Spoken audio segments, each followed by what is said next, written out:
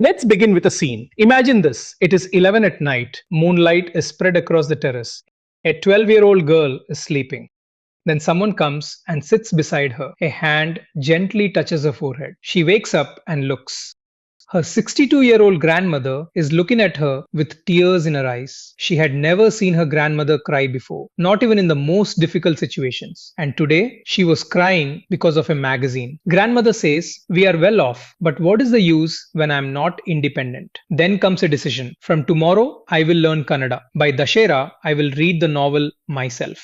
A 12-year-old girl laughs. She thinks it is impossible. And then, on the day of Dashera, grandmother bends down. She touches the feet of that 12-year-old girl. Why? Keep watching. This is the story, How I Taught My Grandmother to Read by Sudha Murthy. And this is not just a chapter. It is a true story from real life. In this video, we will understand the story exactly the way it is written in the chapter. Every turn has a twist. We will also learn grammar and vocabulary. Everything for the exam will be covered. But first think about this. Why did grandmother touch the girl's feet? Keep thinking. The answer will come later. Today's chapter is packed into one unit. Here is what it includes. Part 1, Story. Sudhamurthy and grandmother in a village of North Karnataka. Part 2, Poem. Bharat Our Land by Subramanya Bharti. After every major section, there will be a brain spinner. This time, the questions are not only from the story. There will also be questions from grammar and vocabulary. Answers will be given at the end. Keep your score. Now let us begin the story. The story begins when Sudhamurthy was around 12 years old. She lived with her grandparents in a small village in North Karnataka. At that time, transport was very weak. The morning newspaper arrived in the afternoon. Weekly magazines arrived one day late. The whole house waited for the bus that brought newspapers, magazines, and letters. Now think about it. Today you have Instagram, YouTube, and WhatsApp. At that time, people waited for one magazine for an entire week, every week. Understand the value of that waiting. Then the story will feel more meaningful. At that time, there was a very famous Kannada writer named Triveni. What was special about Triveni? Her writing style was easy to read and very convincing. Her stories dealt with complex psychological problems of ordinary people. Common people could see themselves in her stories. But Triveni died at a very young age. Even after 40 years, people still read her novels. That is the true legacy of a great writer. One of Triveni's novels was being published serially in the Kannada weekly magazine Karmavira. The novel's name was Kashi Yatre. What was the story of Kashi Yatre? There is an old woman who wants to visit Kashi. Kashi means Varanasi, a sacred place for Hindus. She has a very deep desire to go there. But there is another character in the story. A young orphan girl falls in love. She needs money for marriage. She has no one.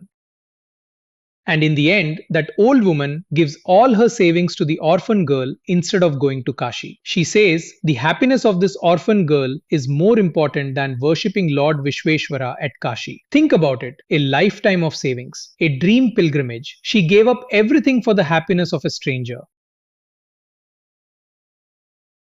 Sudhamurthy's grandmother was named Krishnakka. She never went to school, so she could not read. But she was a huge fan of Kashi Yatre. Every Vendor's Day, the magazine arrived. Sudhamurthy read the story aloud. Grandmother listened with full concentration, forgetting all her work. Later, she memorized the entire text. Grandmother herself had never been to Kashi. That is why she connected deeply with the main character of the novel. Then she sat with her friends in the temple courtyard and discussed the story. At that time, Sudhamurthy could not understand why people debated so much about one story. You will understand later, because the story is about to become even more emotional. Brain Spinner 1. What was special about Triveni's stories? A. Only romance stories. B. Complex psychological problems of ordinary people written in an easy and convincing style. C. Only historical events. D. Her novels were never popular. Now comes the turning point. Once Sudhamurthy went to a neighboring village with her cousins for a wedding. At that time, weddings were big events. Children enjoyed freely. There was food, games, and freedom because the elders stayed busy. Sudhaji went for 2 days, but she stayed for 1 week. When she returned to the village, her grandmother's eyes were filled with tears. She was crying. Sudhaji was shocked, because grandmother had never cried even in the most difficult situations. This strong woman was crying today. Sudhaji asked, Avva, is everything all right? Are you okay? Grandmother only nodded her head. She did not answer. At night after dinner, they were sleeping on the terrace under the full moon. Grandmother came and sat beside Sudhamurti. She touched her forehead lovingly. Sudhaji understood that she wanted to say something. Then a 62-year-old grandmother told a 12-year-old girl the pain of her entire life. When I was young, my mother died. There was no one to guide me. My father married again. In those days, people did not think girls needed education. I never went to school. I got married at a very young age. Then I had children. Later, grandchildren came. Life passed while cooking and taking care of everyone. Sometimes I felt sad that I was not educated. That is why I made sure all of you studied. This is not only the story of one old woman. It is the story of thousands of Indian women. Women for whom society decided that education was unnecessary. Then grandmother explained the real reason for her tears. When you were away, the Karmavira magazine arrived. I opened the magazine and looked at the pictures of Kashi Yatre. But I could not understand a single word. I touched the page many times. I thought maybe some magic would happen, but I knew it would not. I felt very dependent and helpless. We are well off, but what is the use of money if I cannot be independent? The cause and effect table is in the chapter. Remember the causes. Poor transport leads to papers arrived late. Grandmother never went to school, she could not read. The narrator went away for a wedding. Grandmother felt helpless. Brain spinner 2. Question. Filling the blank. Past perfect tense. When Sudhamurti ji blank from the wedding, Buddhi Amma blank all week. A. Returned/cried. B. Had returned/cried. C. Returned/had been crying. D. Was returning/had cried. Then grandmother announced her decision. I have decided. From tomorrow, I will learn the Kannada alphabet. I will work hard. By Saraswati Puja during Dashera, I will be able to read any novel by myself. I want to become independent. Sudhaji laughed. She said, Avva, will you learn the alphabet at the age of 62? Your hair has turned white. Your hands have wrinkles. You wear glasses. You already have so much work in the kitchen.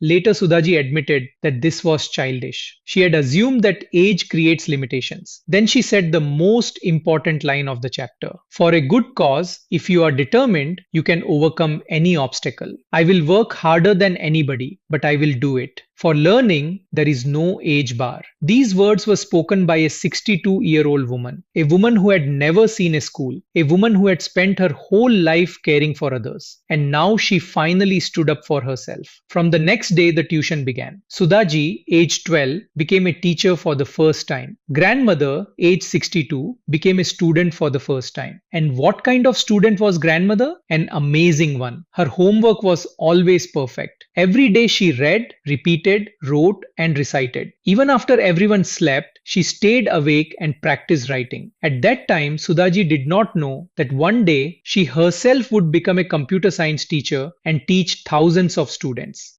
Exam alert. The narrator laughs at grandmother. Critical reflection question.